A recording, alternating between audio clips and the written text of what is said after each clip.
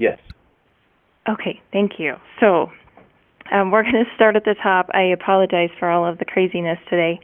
Um, from the other call that I was on talking to a handful of you, just want to remind everybody to make sure that you log in so we can record your attendance on this call, and the login is on the attendance sheet. And make sure you sign in so we can track who's on the call. So from an old business perspective, Excuse me, we didn't. Kimberly. Yes. This may be difficult if you can't see what we're seeing, but can you make it any larger? The fine print. Yeah. Are you seeing the project plan Colorado NG911 transition screen? Yes. Yes, Okay. but it's very small, so it's hard to read. So what I recommend you do is if you go to the ESInet folder, that should be shared with you. This is under the working documents, and it's called, so if you can open that up, that way you can move it around and increase the size, etc., on your screen. And I'll go ahead and increase it a bit here and see if that helps at all, too. Did that help by chance? Yeah. Okay, so let me just back up a little bit on what's gone on between our calls. We requested on our last call for CenturyLink to give us a project plan, something we're comfortable with, a project document that walks us through, like you would typically see on a project. And they came back with a one-page Word document with some action items, and they basically pulled those action items from various site surveys if you've gone through that site survey. And it just, for me, it didn't meet the mark. So I created this project plan document, and I've shared it with CenturyLink, and I believe they're going to use this. This isn't exactly what I would like to see in a project. I would like to have a description, really some call-out details, but at least I felt this would help us track the different dependencies. So I'm just going to show and walk through this document a little bit, knowing that it could be changed once it really gets implemented and as CenturyLink starts to embrace the form. So what I did is I broke down the PSAPs and the deployments by project month, and so on the bottom you're going to see the PSAPs by project, so October, January, February, March, and you would just go all the way through. So I'm going to just focus right now on the October tab. And then every PSAP that's supposed to cut in October, they have their own section. So you could see if you just, as I'm scrolling down, I have it broken down by PSAP/authority. And then these items here that are listed in the column, the priority, the date, what they're supposed to do and who's responsible for it, is pulled from what CenturyLink has identified as items that we need to work through. So for example, PSAP address verification. That's a document that they want you to verify the physical address of the PSAP. Same thing with the trunk count verification. So I just pulled out all of the items that we're supposed to complete and give over to the project manager and put them in this spreadsheet. So I'll pause real quick and see if anybody has any comments, questions, or if you can't find this in the folder.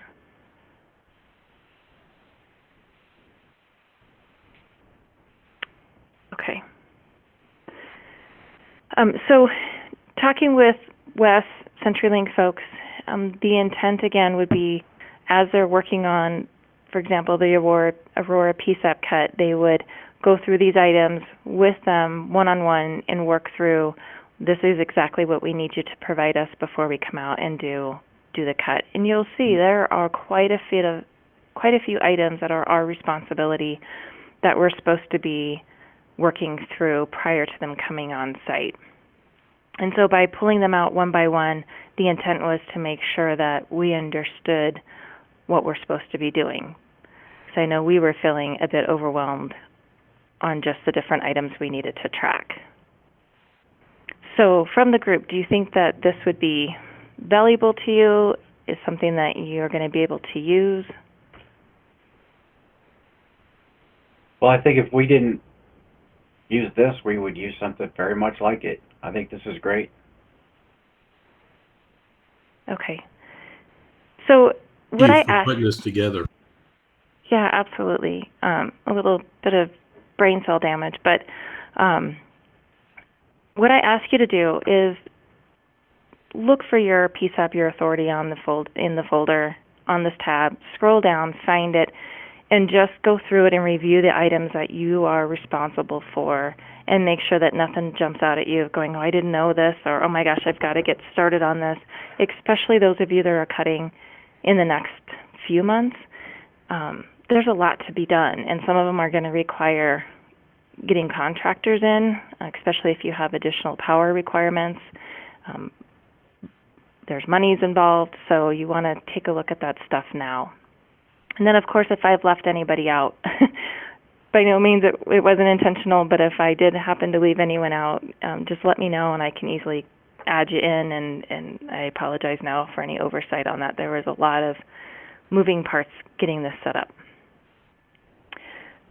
There's a couple of items that CenturyLink wants to see done on here, and one of them had to do with protecting the form, also protecting each other's information. My comment back to them was, I don't have a problem with people seeing each other's dependencies, but they were concerned about that. So I don't know from a legal perspective what their requirements are going to want to be. If we have to sign a document saying we don't care if we have a joint spreadsheet we share, that's an item that CenturyLink is still working out internally, so we should hopefully hear more from them next week. I think my only concern would be exposing vulnerabilities to ne'er-do-wells, which assumedly are not members of this group. Mm-hmm.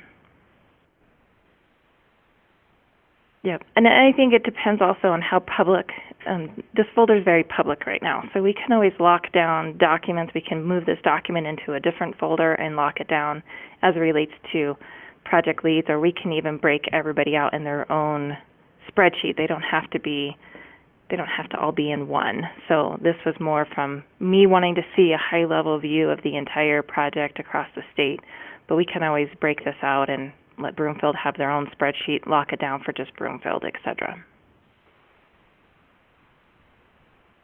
So again, please play around with this. Click around, change some dependencies. You'll see when you complete an item, it will come over here and make the item at 100%. So just kind of figure out what you like, what you don't like, and then give me that feedback if you wouldn't mind, and then we can make some changes and just really use this as a document that we can hopefully coordinate between us and CenturyLink.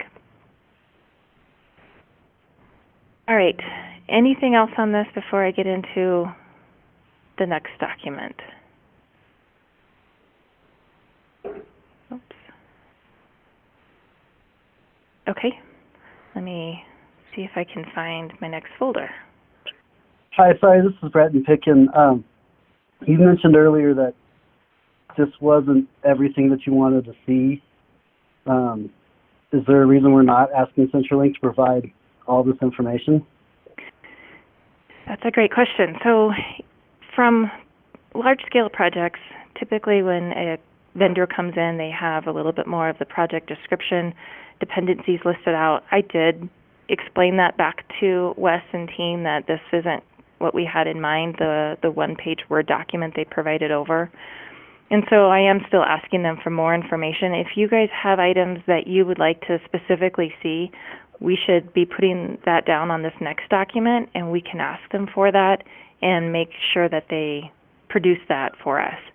So this is your time to look through that document and then let me know what else you want to have them include, any other narrative you would like to have them maybe pull out from the tariff and include for us in a different project plan, project document, and we can definitely make that request back to them. We just need to be very specific on what we want, or we're going to get a very general response. Okay, thanks. I think this is a great start. Okay. All right, from the next item spreadsheet that I have up here is our discussion item, and this is where we're tracking the items we've presented to CenturyLink and the items that we're going to want to cover next week when we meet with them. So just going through the different items we have listed here, you'll see on that spreadsheet that I created a way to track. Actually, I think I scrolled down, missed one, sorry. So the equipment being installed at the PSAPs, we were concerned from a LEDA perspective. Our understanding is it's going to create single points of failure. We wanted last meeting to have Kevin talk through that. Kevin was not on the call, so we still have this as an open action item for CenturyLink to get on our call next week and explain the equipment, single points of failure, any risks that we believe they're introducing in the project. So this will carry over to next week. Does anybody have any comments, questions, or concerns about this item?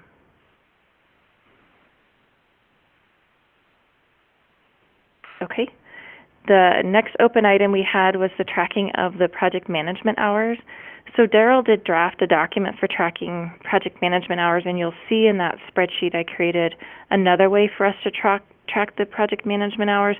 Not really sure how we're going to work all of that out. On our last call with CenturyLink, I believe it was Tim Goodwin indicated some of those hours won't be tracked. Some of them are going to be internal, and we're not going to know that they're working on our project.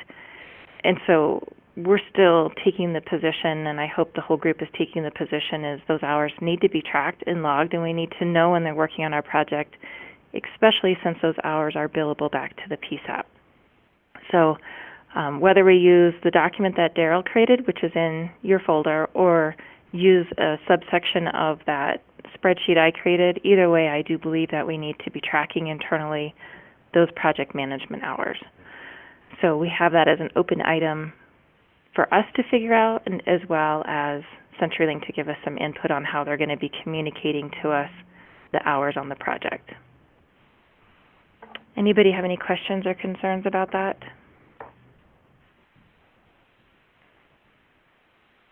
Okay, the next item we have open as it relates to the ESInet, and this is just monitoring of the ESInet drop packets, policing, etc. And we've asked them to put together a presentation to talk through that with the group. We don't have a date yet that they've committed to do that, so we'll push back to them and tell them we want something that is set on the calendar for one of our meetings, that they take the time to walk through what the monitoring looks like on the ESInet.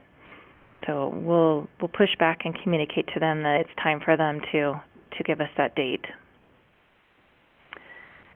Denver had a specific question about diversity from the last mile into their building and the circuit diversity. Kevin indicated he would follow up directly with Athena. I know Athena was going to be late on this call, but I'll remind CenturyLink that if that hasn't occurred, that's still an open item that they need to make sure they follow up on. The next item, item 10, is the organization. So this is where we ask them to provide the project plan, to give us the detailed schematics, etc. So when you tab through even this spreadsheet, I just want to remind everybody on here, we did drop a picture of the diagram. So this is the third tab over. This is the diagram that CenturyLink has provided to us of what the ESInet installation and the equipment in your back rooms was going to look like. And then the next tab over, the desired deployment, this is just LEDA's perspective of what we would prefer, removing some of those single points of failure. We presented this, obviously it's just our opinion, not the group's opinion, but if you have any questions about the diagram installation of the equipment, it's the third tab over you're going to want to look at and review. And then there's also a snapshot here of the server and what it looks like on your server rack, the different U's required to support all the equipment. Can you remind me what was CenturyLink's stance on this? It's not in the tariff, so we can do what we want here? It's not specified? It's not in the tariff to provide diversity or additional equipment as requested by LEDA. They didn't account for that. However, it also is a concern of ours. There's language in the tariff that says that the diversity that existed when the tariff was negotiated should exist going forward. And so for them to install additional equipment that could create a single point of failure, that's reducing our ability for resiliency and diversity. So what I ask of this group is to really get your hands around this architecture and what they're installing. And what I would like CenturyLink to do next week is to talk through, again, single points of failure. We identified one area of a single point of failure by putting all of the cards in one NIU enclosure. So you'll see here, if you can see that red box. Yeah. So wherever there's red, that's where Ed Roth, he's the technical manager with LIDA, and he's on the call today. He did this awesome drawing for us. But wherever you see red, we've identified as a risk. And so this NIU enclosure, and you have all of these cards in the NIU enclosure, that would be a risk. CenturyLink's response was, it's not, and they talked us through that a couple of calls ago. But it also didn't make a lot of sense to me. So I think we need to have them, now that we're getting closer to deployment, really walk through this drawing and explain to us why these single points of failure are okay in their opinion. And then we just need to challenge them if we disagree. Okay. Thank you. Yep. So again, this action item is for all of us to get back very specific project items we want to see from them. So review that spreadsheet I created, review the tabs on this spreadsheet, and when you're missing items, just let us know and we'll put it as an action item for CenturyLink and we can ask them to produce additional information for us. And then from a technical perspective, we wanted to make sure that they're communicating well with Intrado, that they're synced, that they're working together, and we want them to make us feel more confident about the project. So that's a piece that we're pending, obviously, and CenturyLink says everything is fine, but we're going to want them to talk to that next week and really explain how all those dependencies are coming together, and it's a one unified approach in this project. The next item we had was the scheduling. So if you go all the way over to the spreadsheet, the last two tabs, so second to last tab is the revised scheduling of the project.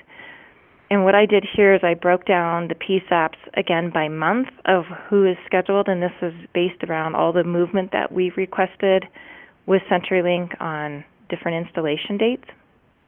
So I put that in this revised scheduling spreadsheet and ask CenturyLink to review it, and if they have any changes to let us know, and then obviously update the spreadsheet so we all have visibility as to what PSAPs are going when. And if you want to reference the original schedule in the tariff, that would be the last tab in the spreadsheet. This is what was filed in the tariff as it relates to the schedule. So I just dropped them in on these tabs so you'd have a single place to go to find the information. Any questions on the scheduling piece of it?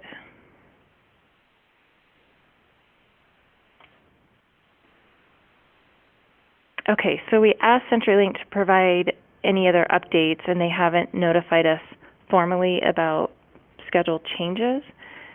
I can tell you from speaking with Aurora, and I don't know if anybody from Aurora was able to get on the call right now, but I'm not sure if they're going to be able to move forward in October. Not from Aurora's perspective, it's just CenturyLink coming together and really being able to manage the project within those timeframes. So this question as it relates to the schedule is really something we need to understand from CenturyLink next week. Where are they at? Are they able to do this and honor the schedule, the revised scheduling that they've worked through with all of us? Or do we need to adjust those dates? My opinion, adjust the dates if it makes for a successful project. I'd be much more keen to do that than force a schedule if they're not ready, but I really want them to give us a solid, valid, transparent readout of how they're doing internally on this project. So this update on the schedule is something I want a good dialogue on next week. Anybody have any questions on the schedule, or have you requested any other changes with CenturyLink and you're waiting for a response?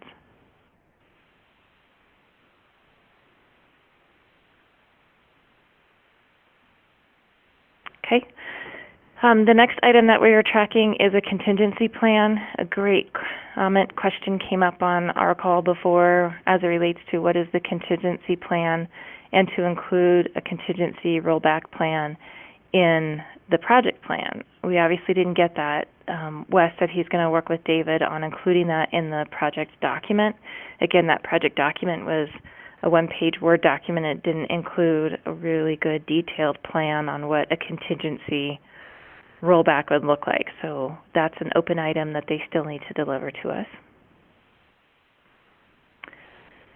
And then a request from the team was for SKU numbers on the equipment to clarify end of life and just understanding exactly what was being installed. And so that's an open item. They have not delivered that to us yet.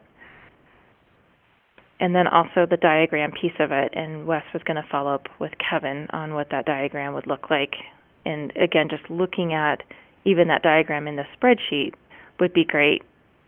But they also needed to just follow up and do a logical diagram. And that was specifically so we can provision firewalls if needed. So that's still an open item. All right, so any other items that we need to track on the spreadsheet that you have open or that you would like them to provide answers to so we can get this over to them?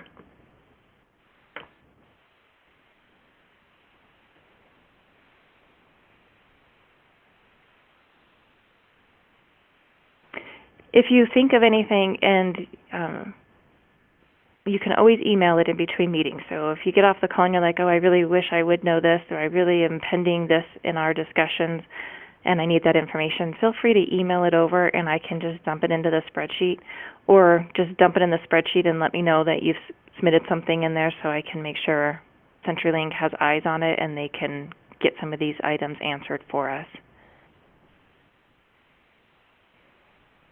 Okay, so those are all the items that we have that we're tracking. I believe that was the biggest items for our new business was going through this and that new spreadsheet. So anybody have anything else for this group or any questions, concerns on the project they want to talk through? Just to thank you for your efforts.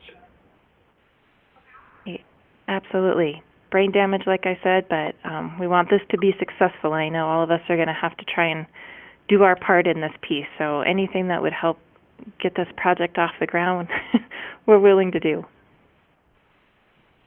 Thanks, Kimberly. All right, everyone. Well, I appreciate your patience and sorry that the bridge snafu happened earlier today. But please look through these documents. So they've been introduced to you now. Take a look at them. Give us feedback. Send it over to me. And if there's items we missed, I'm happy to add them in there, or issues that you want to make sure CenturyLink addresses next week, let me know so we can get that to them right away.